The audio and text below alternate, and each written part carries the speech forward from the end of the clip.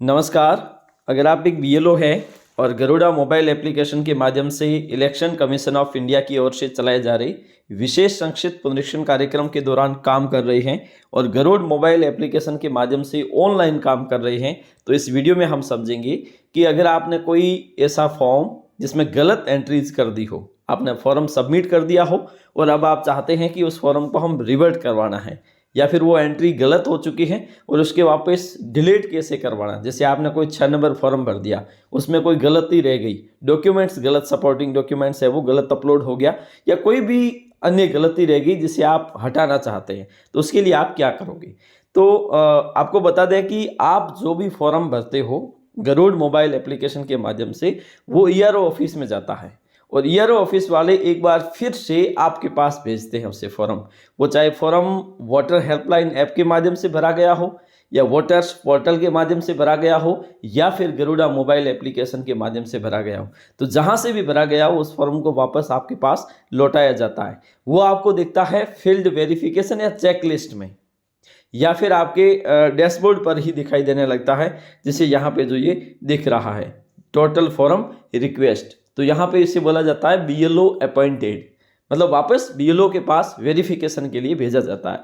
अब इसको आपने कोई गलती कर दी, अब उसमें कोई सपोर्टिंग डॉक्यूमेंट्स है वो गलत चढ़ गया, तो इसे आप रिजेक्ट कैसे करोगे, इसे हम समझेंगे। जैसे मान लीजिए हमारे पास एक 7 नंबर फॉर्म है जिसमें गलत एंट्रीज हो गई, जिस पे हम सिंपली क्लिक करेंगे। यहाँ पे हम देखते हैं कि ये फॉर्म है जो हमने किया है, लेकिन अभी इसका स्टेटस है वो दिखा रहा है बीएलओ अपॉइंटेड।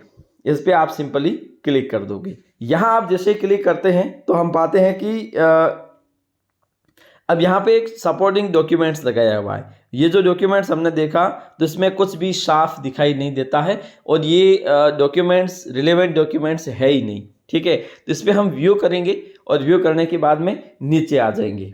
ठीक है, नीचे आएंगे तो यहाँ पे है वो एक ऑप्शन दिखाई देता है, on field visit applicant is found but above detail are.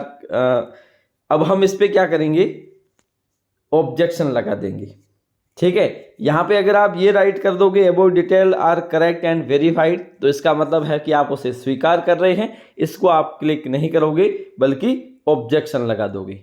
ठीक है, तो ऑब्जेक्शन लगाने के बाद में यहाँ पे आप रिमार्क में लिखोगे कि रिलेटेड डॉक्यूमेंट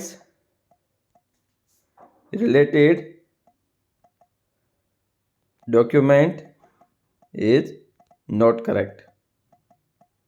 ठीक है, क्योंकि इनकी डेथ की स्थिति में या तो मृत्यु प्रमाण पत्र या फिर संबंधित निकाय, ग्राम पंचायत है तो ग्राम पंचायत के माध्यम से एक लेटर जारी होगा। अगर ग्राम पंचायत नहीं है, शहरी क्षेत्र है, तो शहरी क्षेत्र संबंधित निकाय है वो एक लेटर जारी करेगा। तो इसमें किसी भी प्रकार से कोई डॉक्यूमेंट्स नहीं लगाया गया है। ठीक है, तो ऐसी स्थिति में हम क्या करेंगे, ऑन फील्ड वेरिफिकेशन, ये तो ठीक है, यहाँ पे हम यस कर सकते हैं या फिर डेथ कर सकते हैं। ठीक है, लेकिन यहाँ पे हम ऑब्जेक्शन लिख देंगे। तो ऑब्जेक्शन लिखने का मतलब है कि ये फॉर्म है वो वापस रिवर्ट होकर आ जाएगा, उसे दोबारा से इसके लिए अप्लाई करने पड़ेगा। ठीक है, या फिर आप यूँ भी कर सकते हैं कि यहाँ पे अवेलेबल भी कर लें, क्योंकि फील्ड विजिट पे आप गए थे तो वो व्यक्ति जिसको आप देखने गए थे, जिस व्यक्ति ने एप्लीकेंट के रूप में ऑनलाइन आवेदन किया था, वो तो सही हो सकता है, अवेलेबल था, लेकिन ऑब्जेक्शन ये है कि वो जो फील्ड वेरिफिकेशन में ये हमने ये पाया